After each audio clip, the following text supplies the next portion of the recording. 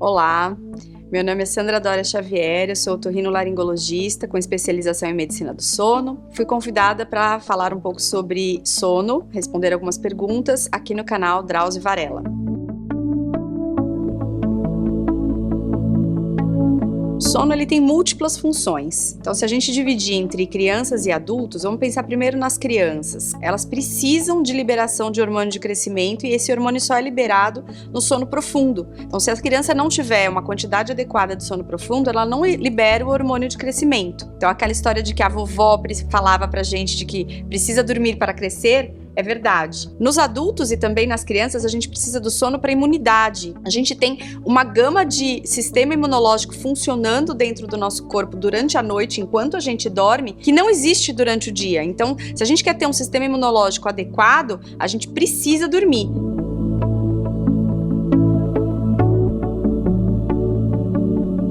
Na verdade, a gente precisa pensar em 3 pontos, que é a qualidade, quantidade e ritmo, mas para a gente ter esses 3 pontos funcionando, a gente precisa ter atitudes adequadas que não só restritas à hora de dormir, a gente precisa ter atitudes adequadas ao longo das 24 horas, que isso vai refletir na hora de dormir. Então, vou dar um exemplo.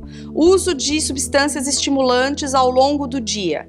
Sim, vai interferir o seu sono na hora de dormir. Quarto escuro, quarto silencioso, isso ajuda a você a pegar no sono. Por quê? Porque o adormecer é algo lento, não é imediato, não é um on-off, não é um liga-desliga. O nosso cérebro ele precisa de um tempo para adormecer. E esse tempo, o cérebro ele vai entendendo que ele vai desacelerando. E essa desaceleração ela é conseguida quando chega a informação nele da melatonina. A melatonina ela é liberada quando está escuro e ela informa o nosso cérebro de que é noite e de que há necessidade de desacelerar. Se eu coloco um tablet, um celular, um computador na minha frente, jogando luz, essa luz que vem desses eletrônicos, ela é rica em feixe de luz azul que inibe a produção da melatonina, eu não tenho como informar o meu cérebro de que eu preciso ir adormecendo. Isso atrapalha demais. Então, a frase de que evite eletrônicos 1 hora, 1h30 antes de dormir, ela tem um fundamento científico.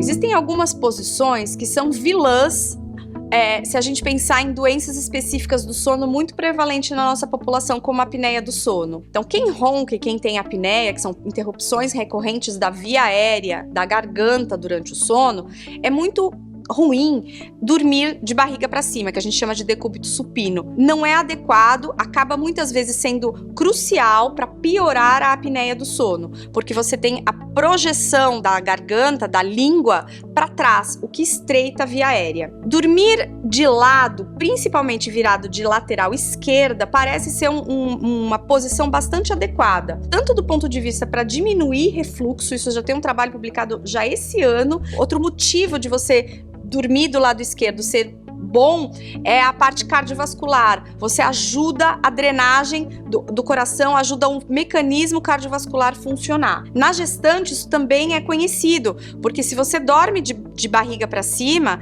com o peso da barriga você acaba comprimindo a aorta e a cava, prejudicando a boa circulação. Então, se a gente for dizer uma posição melhor, seria no decúbito lateral esquerdo. Mas é importantíssimo a gente entender que existem peculiaridades. Por exemplo, pessoas que têm hérnia de disco, dores nos ombros, podem preferir outras posições e nem por isso não ter um sono reparador.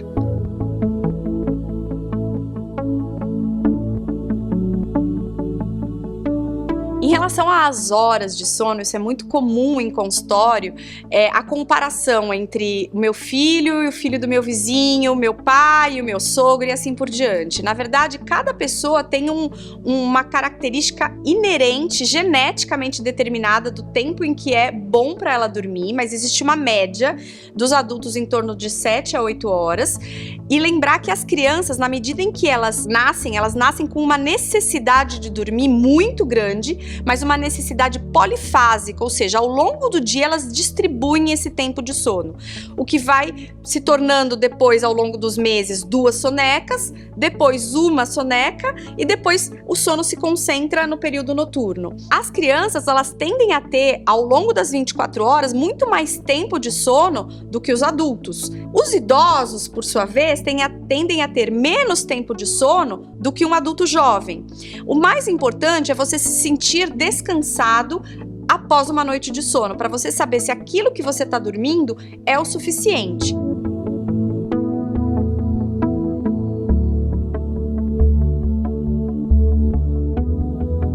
Quando a gente passa noites sem dormir, a gente fica privado dos benefícios do sono. E um dos grandes benefícios do sono é equalizar o nosso metabolismo, tanto cardiovascular, quanto do ponto de vista endocrinológico, em relação à glicose, perda de peso consequentemente. Então, quando a gente fica privado de sono, a gente tem mais tendência a ter infecção, porque a gente tira o fator protetor do sistema imunológico nos proteger durante a noite, durante o sono. A gente tira a regulação ideal entre leptina e grelina, que são 2 hormônios da fome e da saciedade, então predispondo a gente a engordar. Sim, se você dormir pouco, você tem a tendência a ganhar peso. Haja vista os trabalhadores de turno que têm uma tendência a ganhar peso ao longo do tempo em que fazem viradas de noites de trabalho. Dormir bem é extremamente importante para a tua saúde em geral.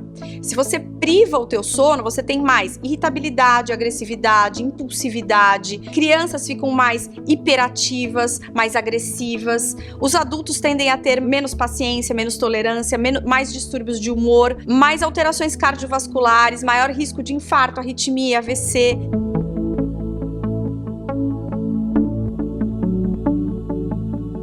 A falta de sono é considerada insônia quando ela é algo estabelecido. Mais do que 3 vezes na semana, mais do que 3 meses, a pessoa tem dificuldade de iniciar, de manter ou tem um despertar precoce, e isso ainda repercute no seu dia. Ainda leva a pessoa a se sentir cansado, fadigado, indisposto, com pouco foco, com pouca memória, com pouca capacidade de lidar com o seu dia a dia. Lembrar que insônia não tem quem quer, tem quem pode. Muitas vezes o paciente tem aquela predisposição a ter insônia, então já vem por um fator genético. Aí ela tem um fator precipitante, que pode ser um luto, uma perda, um momento do trabalho, uma questão financeira. E aí, diante dessa situação, ela pode momentaneamente apresentar um quadro de dificuldade de pegar no sono, que não necessariamente é uma insônia estabelecida.